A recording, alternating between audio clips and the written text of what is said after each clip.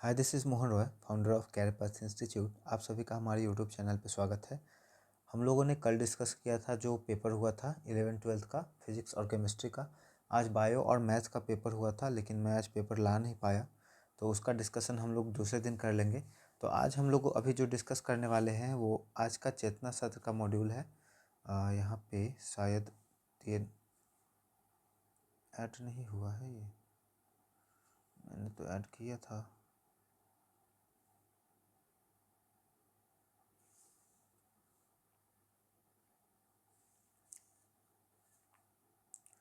यहाँ पे आप देख सकते हैं, ये 17 मार्च का हम लोग का चेतना सत्र का ये है, PDF आया है आज, तो इसको हम लोग डिस्कस करेंगे।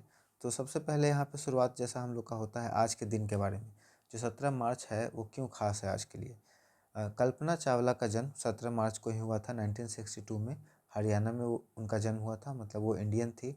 कल्पना चावला अंतरिक्ष में जाने वाली प्रथम भारतीय महिला थी। ठीक है, वो क्यों इनका नाम इम्पोर्टेंट है, क्योंकि सबसे फर्स्ट लेडी थी जो अंतरिक्ष में गई थी। ठीक है, कल्पना की पहली अंतरिक्ष उड़ान कोलंबिया स्पेस शटल से 1997 में संपन्न हुई थी। वो कोलंबिया अंतरिक्ष यान आपदा 2003 में मारे गए 7 यात्री दल के सदस्य में से एक थी। ठीक है, तो वो 1997 में गई थी, और उसका 2003 में जो 7 पर्सन्स लौटते समय जो क्रैश हो गया था प्लेन जिसमें मरे थे, उनमें कल्पना चावला भी थी। ठीक है, उसके बाद आता है साइना नेहवाल का नाम। इनका जन्म 17 मार्च 1990 को हुआ था। हिसार के हरियाणा में हुआ था। वे भारत के प्रसिद्ध बैडमिंटन खिलाड़ी हैं। साइना नेहवाल, देखिए दो चीज़ होता है, एक तो होता है टेनिस और दूसरा होता है बैडमिंटन। तो हम लोग यहाँ पे बैडमिंटन की बात कर रहे हैं ना। टेनिस बॉल से खेला जाता है, बैडमिंटन हम लोग का कॉर्क से खेला जाता है। तो पूछा जा सकता है कि साइना नेहवाल किस खेल से जुड़ी हुई हैं। साइना नेहवाल भारत सरकार द्वारा पद्मश्री, पद्म भूषण और भारत का सर्वोच्च खेल पुरस्कार राजीव गांधी खेल रत्न पुरस्कार से सम्मानित हो चुकी हैं। देखिए, आपको याद रखने के लिए यहाँ पे है, भारत का सर्वोच्च खेल पुरस्कार कौन सा है, तो राजीव गांधी खेल रत्न पुरस्कार। लंदन ओलंपिक 2012 में साइना नेहवाल ने इतिहास रचते हुए बैडमिंटन में महिला एकल स्पर्धा में कांस्य पदक हासिल किया था। बैडमिंटन में ऐसा करने वाली साइना नेहवाल भारत की पहली खिलाड़ी हैं। उसका शेख मुजीबुर रहमान का जन्म 17 मार्च 1920 को हुआ था। वे बांग्लादेश के एक राजनीतिज्ञ थे। वे बांग्लादेश में राष्ट्रपिता के नाम से जाने जाते हैं, उन्हें राष्ट्रपिता कहा जाता है। उनके प्रयासों से ही बांग्लादेश अस्तित्व में आया था, मतलब बांग्लादेश को पाकिस्तान से आज़ाद कराने वाले शेख मुजीबुर रहमान ही हैं। और इनकी बेटी का नाम शेख हसीना है, जिनको वहाँ के लोगों ने क्या किया, जब ये आंदोलन हुआ तो उसके बाद वो आकर के भारत में भी रह रही हैं। ठीक है, चार्ली चैपलिन बोलते हैं, हंसी बिना बिताया गया दिन बर्बाद है, पहला बात। दूसरा, सोशल मीडिया से नहीं असल ज़िंदगी से जुड़िए। ठीक है, ये पता नहीं किन्होंने बोला है, अज्ञात, यहाँ पे कोई नाम नहीं है। उसके बाद सामान्य ज्ञान में आज का दे रखा है, कंगारू किस देश का राष्ट्रीय प्रतीक है, तो ऑस्ट्रेलिया का। उसका एक टन में कितने किलोग्राम होते हैं, तो 1000 किलोग्राम। मैकमोहन रेखा किन दो देशों के बीच है, भारत और चीन के बीच में। भारत आने वाली प्रथम समुद्री यात्री कौन था, वास्को डगमा। उसके बाद कंप्यूटर स्क्रीन की सबसे छोटी इकाई को क्या कहते हैं, पिक्सल।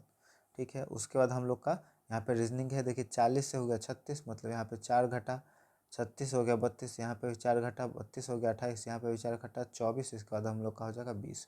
ठीक है, राइट आंसर यहाँ पे 20। उसके बाद 1 से बढ़ा 5, 5 से हुआ 13, 13 से 29, 29 से 61। देखिए कैसे बढ़ रहा है, इसमें 4 हुआ, और इसके बाद 6, 5, 11, 7, 8, 8, 5, 13। ठीक है, उसके बाद ये हो गया चक्का 4 चौना 12, अगर इसमें जोड़ दे तो कितना होगा, 3 और 2 6, सॉरी 3 + 2 5, 1 1 2 25, तो 29 29 इसमें कितना बढ़ा है, अगर इसमें हम जा रहे 6। ठीक है, 13 6 19 1 1 16, 16, और उसके बाद इसमें से इसको घटा कर देखते हैं। अगर ये 30 रहता तो ये हो जाता हम लोग का 31, तो ये हो गया 32। 4 दूनी 8, 8 दूनी 16, 16 दूनी 32, 32 दूनी इसमें 64 ऐड करेंगे, 61 में 64 ऐड करेंगे, कितना हो जाएगा, 4 1 5 और 6 6 12, 125।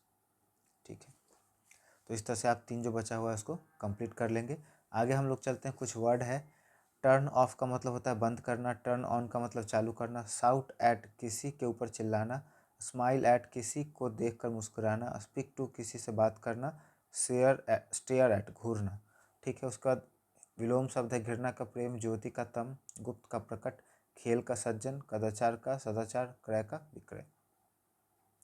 अब यहाँ पे प्रेरक प्रसंग है, एक बार एक युवक सुकरात के पास आया और बोला, महाशय, मैं दुनिया का सबसे बुद्धिमान व्यक्ति बनना चाहता हूँ। कृपया मुझे बताइए कि ज्ञान प्राप्त करने का रहस्य क्या है। सुकरात ने इस युवक को ध्यान से देखा और कहा, कल सुबह तुम मुझे नदी के किनारे मिलो, मैं तुम्हें ज्ञान का रहस्य बताऊंगा। ठीक है। अगले दिन वह युवक सुबह नदी के किनारे पहुंचा। सुकरात ने उसे अपने साथ पानी में चलने को कहा। जब पानी उसके गले तक आ गया तो अचानक सुकरात ने युवक के सिर को पकड़कर पानी में डुबो दिया। युवक छटपटाने लगा। वह बाहर निकलने की पूरी कोशिश कर रहा था, लेकिन सुकरात बहुत शक्तिशाली थे। वह युवक के शरीर नीला पड़ने लगा। तब सुकरात ने उसे बाहर निकाला।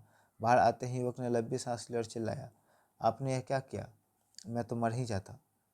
सुकरात ने शांति से पूछा, बेटा, जब तुम पानी के अंदर थे तब तुम्हें सबसे ज़्यादा किस चीज़ की ज़रूरत महसूस हो रही थी? युवक ने कहा, हवा की। मुझे बस सांस लेनी थी। तब सुकरात ने कहा, जिस दिन तुम्हें ज्ञान की भूख वैसी ही लगेगी जैसे पानी के अंदर तुम्हें हवा की लग रही थी, उस दिन तुम्हें ज्ञान मिल जाएगा। ज्ञान पाने का इसके अलावा और कोई दूसरा रहस्य नहीं है। ठीक है।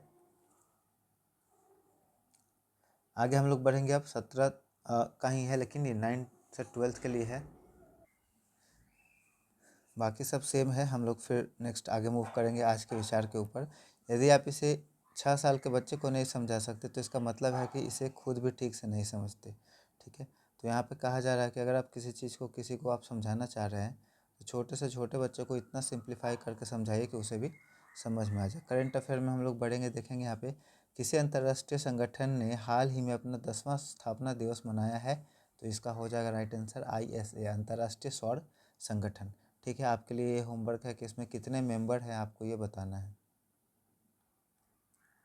ठीक है। भारत का 94वें शतरंज ग्रैंड मास्टर कौन है? मयंक चक्रवर्ती। भारत की पहली बांस आधारित बायो रिफाइनरी कहाँ स्थित है? असम में। ठीक है। रणजी ट्रॉफी 2026 का खिताब पहली बार किस टीम ने जीता? तो जम्मू और कश्मीर की टीम ने जीता है। पुलित्जर पुरस्कार किस क्षेत्र से संबंधित है? बहुत ही इंपॉर्टेंट क्वेश्चन है। तो इसमें आ जाता है पत्रकारिता और साहित्य। Great grand old man of India के नाम से हम लोग जानते हैं दादा भाई नौरोजी को।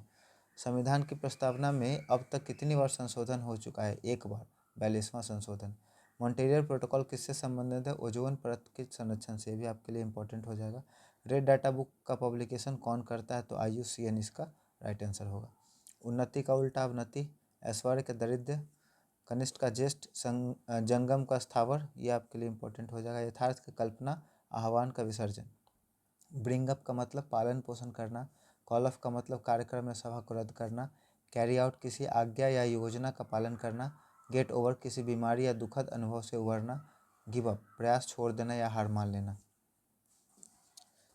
उसके बाद हम लोग देखेंगे यहाँ पर बिहार विशेष में सिख के 10वें गुरु गुरु गोविंद सिंह का जन्म पटना में कब हुआ था? 22 दिसंबर 1666 में। बिहार को एक अलग प्रांत बनाने की मांग का नेतृत्व किसने किया था? सच्चिदानंद सिन्हा और महेश नारायण ने। बिहार में होम रूल लीग के प्रथम अध्यक्ष कौन थे? मजरूल हक। बहुत ही ज़्यादा इंपॉर्टेंट है ये। बिहार स्पेशल जो भी एग्जाम होगा उसमें ये क्वेश्चन पूछा जाता है। तुगलक काल में बिहार की राजधानी कहाँ थी? बिहार शरीफ। ये भी इंपॉर्टेंट हो जाएगा। और ये है नीचे रीजनिंग, इसको आप खुद से कर लीजिएगा। तो आज का हमारा यही वीडियो था। मुझे उम्मीद है आपको वीडियो पसंद आया होगा। अगर आपको हमारे चैनल को सपोर्ट करना है तो चैनल को सब्सक्राइब कर सकते हैं। Thank you so much.